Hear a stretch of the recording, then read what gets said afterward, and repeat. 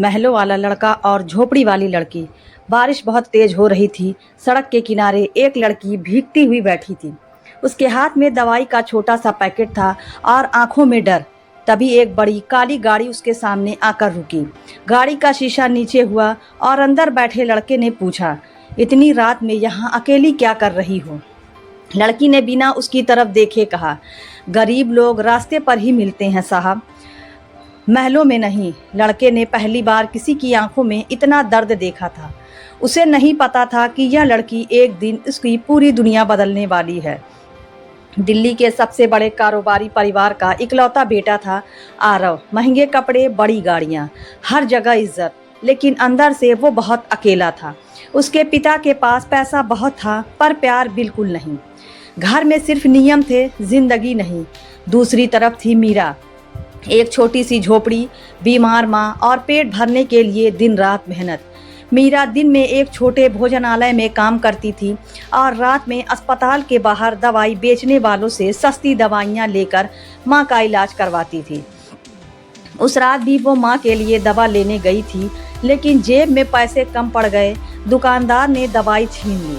पहले पैसे ला फिर दवा लेना। मीरा रोते हुए बाहर आ गई और तभी आरव की गाड़ी वहाँ रुकी थी। आरव पहली बार किसी ऐसे इंसान से मिला था जो उसके पैसे से प्रभावित नहीं था। उसने मीरा को घर छोड़ने की जिद की। मीरा ने साफ मना कर दिया, हम गरीब लोग एहसान जल्दी नहीं लेते साहब, क्योंकि बाद में वही एहसान ताने बन जाते हैं। आरव बस उसे देखता रह गया। उसकी बातें बाकी लड़कियों जैसी नहीं थी। उसमें दिखावा नहीं था, सिर्फ सच्चाई थी। अगले दिन आरव फिर उसी जगह गया, लेकिन मीरा वहाँ नहीं थी। पता नहीं क्यों उसे बेचैनी होने लगी। वो पहली बार किसी को ढूंढ रहा था। 3 दिन बाद उसे मीरा एक छोटे भोजनालय में दिखी।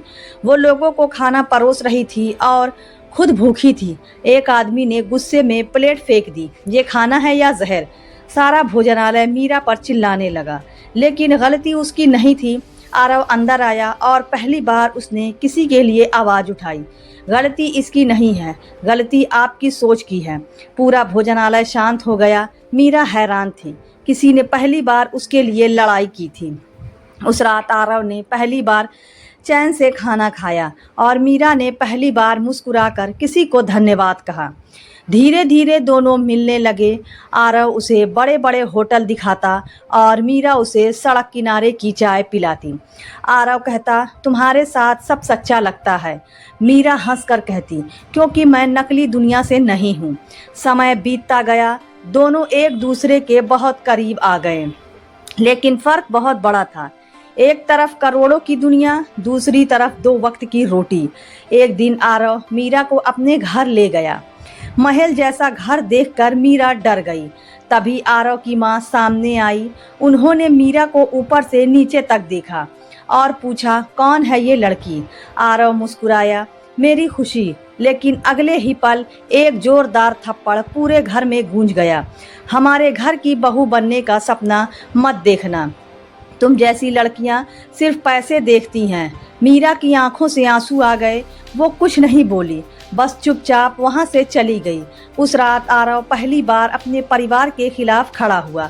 अगर मीरा इस घर में नहीं आएगी तो मैं भी नहीं रहूँगा। उसके पिता गुस्से में बोले, एक गरीब लड़की के लिए अपना सब कुछ छोड़ देगा? आरव ने बिना सोचे जवाब दिया, जिस घर में इंसान की कीमत पैसे से हो, वहाँ रहकर भी क्या मिलेगा? उधर मीरा घर पहुंची तो देखा उसकी माँ की तबीयत बहुत खराब थी। डॉक्टर ने साफ कहा, इलाज बहुत महंगा है, जल्दी पैसे का इंतज़ाम करो। मीरा टूट गई। उसके पास कुछ भी नहीं था। उसी रात एक आदमी उसके घर आया।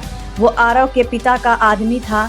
उसने मेज पर पैसे से भरा बैग रखा और कहा, ये पैसे ले लो, तुम्हारी माँ बच जाएगी। मीरा की आंखों में उम्मीद आ गई, लेकिन अगले ही पल उसने दूसरी बात कही, बस बदले में तुम्हें आरव की ज़िंदगी से हमेशा के लिए जाना होगा। मीरा के हाथ कांपने लगे। एक तरफ माँ की जान, दूसरी तरफ उसका प्यार। और फिर उसने रोते हुए वो बैग उठा लिया। लेकिन उसे नहीं पता था, जिस सच को छुपाने के लिए वो आरव से दूर होने जा रही थी, वही सच कुछ दिनों बाद सब कुछ बर्बाद कर देगा। उसने प्यार नहीं छोड़ा था, खुद को मिटा दिया था। अगली सुबह आरव घंटों से मीरा को फ़ोन कर रहा था। लेकिन हर बार सिर्फ एक ही आवाज़ सुनाई देती, जिस नंबर पर आप संपर्क करना चाहते हैं वह अभी उपलब्ध नहीं है। आरव बेचैन हो गया। वो सीधे मीरा के घर पहुंचा, लेकिन वहां ताला लगा था। पास वाली औरत ने कहा वो रात में ही अपनी माँ को लेकर कहीं चली गई। आरव की आंखों में डर उतर आया। बिना बताए, बिना मिले मीरा ऐसे कभी नहीं जा सकती थी। उसने पूरे शहर में उसे ढूंढना शुरू कर दिया। रेलवे स्टेशन, अस्पताल, पुराना भोजनालय, हर जगह, लेकिन मीरा कहीं नहीं मिली। उधर मीरा अपनी माँ को लेकर एक छोटे शहर में आ चुकी थी।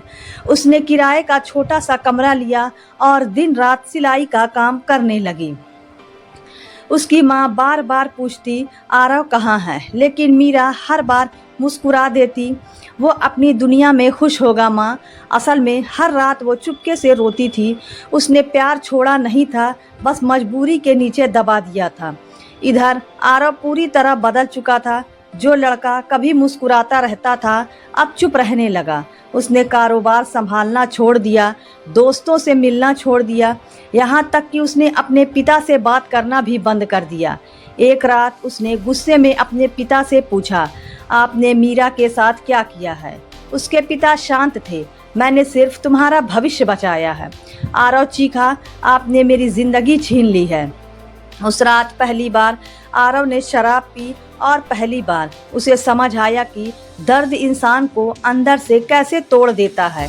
दिन बीतते गए। उधर मीरा की माँ का इलाज चल रहा था, लेकिन बीमारी बहुत बढ़ चुकी थी। एक रात मीरा की माँ ने उसका हाथ पकड़कर पूछा, तू खुश है ना? बस इतना सुनते ही मीरा फूट फूट कर रो पड़ी। मैंने उसे छोड़ दिया माँ, आपको बचाने के लिए। उसकी माँ की आंखों में आंसू आ गए। पगली, जिस प्यार में त्याग हो वो कभी गलत नहीं होता। मीरा रोती रही, लेकिन किस्मत को शायद कुछ और मंजूर था। कुछ दिनों बाद उसकी माँ दुनिया छोड़ गई। उस छोटे से कमरे में अब सिर्फ खामोशी बची थी। मीरा पूरी तरह अकेली हो चुकी थी। उसने उस रात पहली बार भगवान से शिकायत की। सब कुछ छीनना था तो उसे मिलाया ही क्यों? उधर आरव की शादी तय कर दी गई एक बहुत बड़े घर की लड़की से। पूरा शहर खुश था, लेकिन दूल्हा अंदर से मर चुका था। शादी से एक दिन पहले आरव को एक पुराना लिफाफा मिला। वो मीरा की माँ ने मरने से पहले भेजा था। कांपते हाथों से उसने खत खोला और पढ़ना शुरू किया। आरव बेटा, मीरा ने तुम्हें धोखा नहीं दिया, उसने तुम्हें बचाने के लिए खुद को मिटा दिया। आरव की सांसें रुक गईं। खत में सब सच लिखा था। उसके पिता ने पैसे देकर मीरा को दूर किया था। मीरा ने अपनी माँ की जान बचाने के लिए प्यार कुर्बान कर दिया था। खत पढ़ते पढ़ते आरव की आंखों से आंसू गिरने लगे। उसे याद आया जब मीरा ने आखिरी बार कहा था, कुछ रिश्ते पास रहकर नहीं दूर रहकर बचाए जाते हैं, और वो उस वक्त उसे गलत समझ बैठा था। आरव पागलों की तरह घर से भागा। बारिश हो रही थी। वो हर सड़क पर मीरा को ढूंढ रहा था। आखिरकार उसे पता चला कि मीरा एक छोटे शहर में रहती है। आरव तुरंत वहां पहुंचा, लेकिन जब वो उस छोटे कमरे के बाहर पहुंचा, अंदर से खांसी की आवाज़ आ रही थी। उसने दरवाज़ा खोला और जो देखा, उसके पैरों तले ज़मीन खिसक गई। मीरा बहुत कमज़ोर हो चुकी थी। चेहरा पीला, आंखों के नीचे काले निशान, और बिस्तर के पास रखी रिपोर्ट पर लिखा था, रक्त का कैंसर। आरव की आंखों से आंसू बहने लगे। उसे समझ नहीं आया, जिस लड़की ने सबको बचाया उसे बचाने वाला कोई क्यों नहीं था। मीरा ने धीरे से उसकी तरफ देखा और कमज़ोर मुस्कान के साथ बोली, तुम्हें यहाँ नहीं आना चाहिए था। आरव उसके पास बैठ गया। उसने कांपते हुए मीरा का हाथ पकड़ा। तुमने अकेले इतना दर्द कैसे सह लिया? मीरा की आंखें भर आई, क्योंकि मैं तुम्हें टूटते हुए नहीं देख सकती थी। आरव खुद को रोक नहीं पाया। वो पहली बार मीरा के सामने बच्चे की तरह रो पड़ा। लेकिन तभी मीरा ने एक ऐसी बात कही जिसने आरव की पूरी दुनिया फिर से हिला दी। आरव, अब बहुत देर हो चुकी है। और फिर उसने धीरे से अपने तकिए के नीचे से एक कागज निकाला, जिसे देखकर आरव के हाथ कांपने लगे, क्योंकि वो उसकी शादी का निमंत्रण पत्र था। कमरे में खामोशी थी। बारिश की आवाज़ खिड़की से अंदर आ रही थी। आरव के हाथ में उसकी शादी का कार्ड कांप रहा था। उसने टूटे हुए दिल से पूछा, तो तुम चाहती हो मैं किसी और का हो जाऊं? मीरा ने आंसू छुपाते हुए मुस्कुराने की कोशिश की।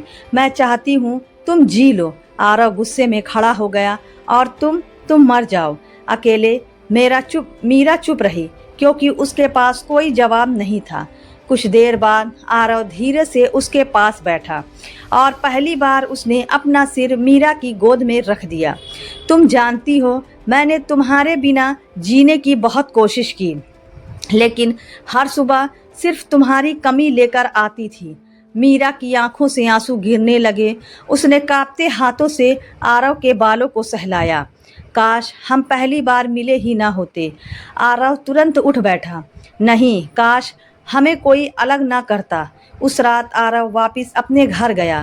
पूरा घर शादी की तैयारियों में लगा था, लेकिन इस बार उसके चेहरे पर डर नहीं था, सिर्फ फैसला था। नीचे हाल में सब मेहमान बैठे थे। तभी आरव सबके सामने आया और उसने अपनी शादी का कार्ड आग में फेंक दिया। पूरा घर दंग रह गया। उसके पिता गुस्से से चीखे, दिमाग खराब हो गया है तुम्हारा। आरव की आंखों में आंसू थे, लेकिन आवाज़ पहले से ज़्यादा मजबूत थी। जिस लड़की ने मेरे लिए अपनी ज़िंदगी बर्बाद कर दी, मैं उसे मरने के लिए अकेला नहीं छोड़ सकता। उसकी माँ बोली, वो लड़की अब ज़्यादा दिन जिंदा भी नहीं रहेगी। बस इतना सुनते ही आरव ने पहली बार अपनी माँ से कहा, मर तो मैं उस दिन गया था जिस दिन आपने उसे इस घर से निकाला था, और फिर वो हमेशा के लिए वो महल छोड़कर चला गया। उधर मीरा अस्पताल में भर्ती थी। कैंसर अब आखिरी स्टेज पर पहुंच चुका था। डॉक्टर ने साफ कह दिया था अब इसके पास बहुत कम समय है। लेकिन मीरा के चेहरे पर अजीब सी शांति थी, क्योंकि आरव वापस आ चुका था। हर सुबह आरव उसके लिए फूल लाता, उसे कहानियाँ सुनाता और झूठ बोलता। तुम बिल्कुल ठीक हो जाओगी, मीरा हर बार मुस्कुरा देती, क्योंकि वो जानती थी कुछ झूठ सिर्फ प्यार बचाने के लिए बोले जाते हैं। एक रात मीरा ने धीरे से कहा, आरव एक आखिरी इच्छा पूरी करोगे? आरव तुरंत बोला, तुम्हारी हर इच्छा। मीरा मुस्कुराई, मैं मरने से पहले तुम्हारी दुल्हन बनना चाहती हूँ। आरव रो पड़ा। अगली सुबह अस्पताल के छोटे से मंदिर में मीरा लाल साड़ी पहनकर बैठी थी।